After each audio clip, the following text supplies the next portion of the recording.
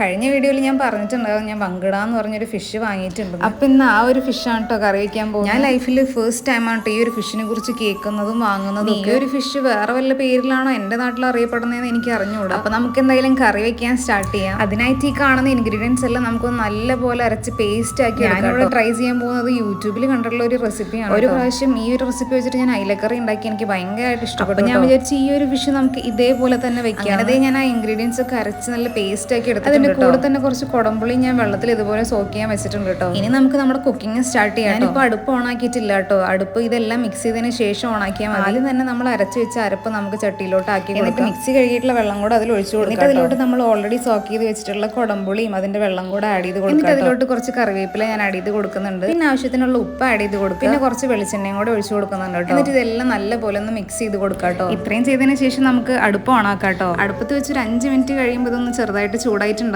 അപ്പോൾ നമുക്ക് fish add ചെയ്ത് കൊടുക്കാം കേട്ടോ.